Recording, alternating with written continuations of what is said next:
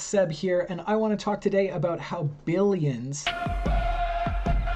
yes, Billions the show, helps make the case for qualitative research on behalf of all of us qualies. Stay tuned.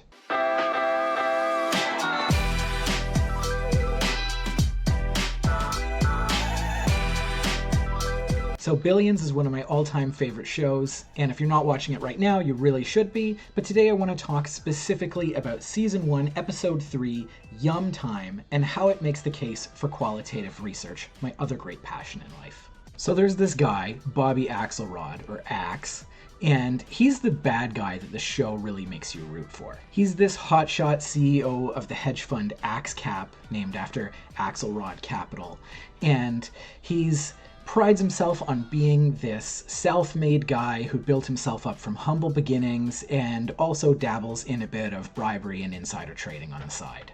Even though he's a crook, you're really made to love him as the viewer. He's charitable. Despite his aggressive style, he's a great boss and mentor, and in Season 1 anyways, he seems like he's a great husband and father, but that's a little bit questionable later in the series. Then there's Chuck Rhodes, who is brilliantly performed by Paul Giamatti. Chuck is the U.S. Attorney for the Southern District of New York, one of the most powerful prosecutorial offices in the world, and he is on a personal mission to put Axe behind bars. Chuck is driven by this seemingly unwavering sense of right and wrong, but at the same time, he's willing to break just about every law and ethical norm on the way to meting out his version of justice. Just to illustrate, in the first episode, Chuck wins a jail sentence for one of his father's business associates who's engaged in some unspecified white-collar crime.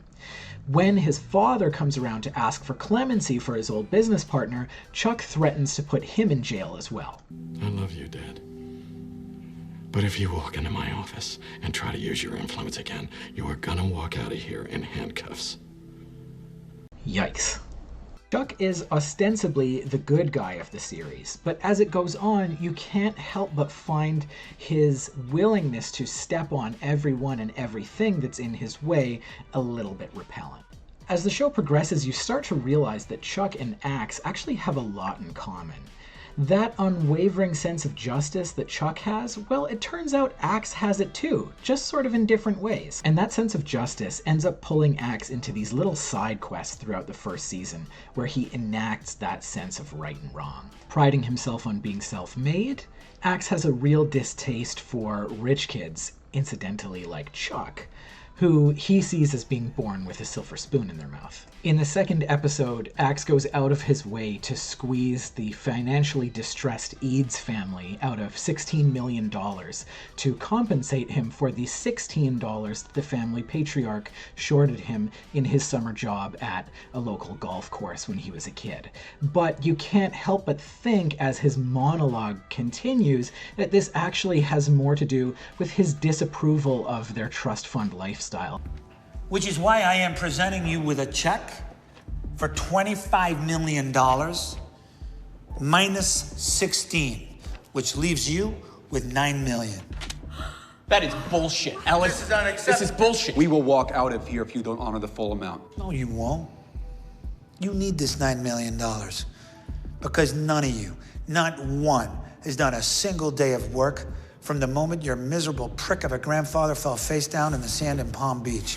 So, you might be forgiven for asking at this point, what does any of this have to do with qualitative research? Well, in episode 3, Axe is on another one of his side quests.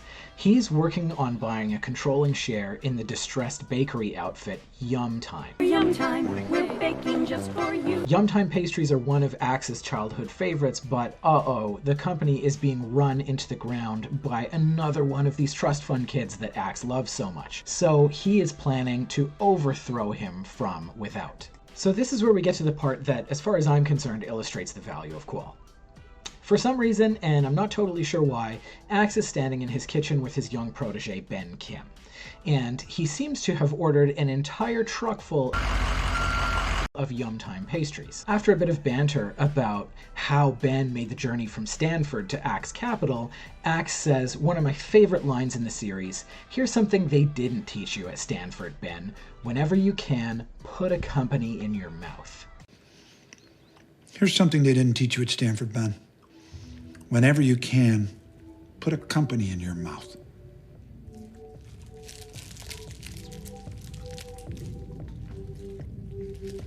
What do you think? Not as good as I remember. In so many words, the pastries suck. However, in this case, Axe has chosen to illustrate the problem with Yum Time using non-numerical data. The taste of the pastries. And that's the hallmark of qualitative data. It's any form of information that is not a number. That can mean words in the context of an interview or a focus group, it can mean pictures in the context of a mood boarding activity, or it can even be the taste of a piece of food. Now, Axe could have explained Yum Time's predicament in any number of ways to Ben. We learn later in the episode that Yum Time's profitability is declining. Yum Time profits have declined 8 years running. It is, quote, bleeding market share. Bleeding market share. And that executive compensation has increased 300%. Executive compensation has soared 300%. These are all quantitative ways of explaining the problem with Yum Time, and the classic tell is that they're all easily expressible in numbers. And there are some things that these data do much, much better than, quote, putting the company in your mouth. The first is that they encapsulate the large social process of the company failing. Sure, we can put a pastry in our mouth and say that it tastes bad, but that might not tell us the whole story. Maybe profitability and market share are increasing and costs are decreasing. Looking at hard numbers can give us a bird's eye view of reality that tasting a pastry just can't. And the second is that they're empirically reliable. We can try a pastry and say that it tastes bad, but what if it was just a bad one? Can we really make a confident generalization about a company based on one bite? Probably not really.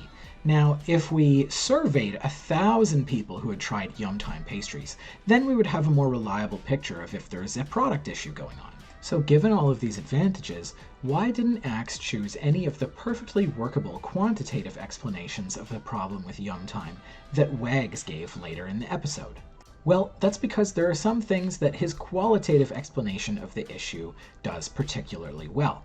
And this is where I like to think of qual as the small picture that illustrates the big picture. As Wags explained, Yum Time has been slipping in the market, seeing its profitability decline, and seeing its costs increase. All of these are, of course, important pieces of information, but they too are incomplete. None of them adequately explains why these things are going on. And that's one of the most important functions of qualitative research, to give us a sense of why we're seeing what we're seeing at the macro level. To illustrate with the example of Yum Time, let's say that their quantitative data is showing that there's a particular subset of consumers that just aren't eating Yum Time like they used to. But if we don't know anything beyond that about why they're not eating Yum Time so much anymore, then we don't really have the first idea of how to fix the problem. One of the most efficient ways of solving that problem is going to be to get a bunch of those consumers in a room, get the product and its marketing in front of them, and just listen to what they have to say. If the big why question that we're after is why are these people just not eating Yum Time anymore, having one of them pop one in their mouth and say, well, this just tastes bad, is going to get us pretty far towards answering that question. The great part of this is that we can keep asking why. Once we learn that it tastes bad, we can ask, well, why does it taste bad? And the answers to that question might guide us in reformulating the entire product. So qualitative research is helping us do a few different things here. First, it's helping us understand the things that we're seeing in our bigger data sets. Second, it can tell us things we never expected to hear.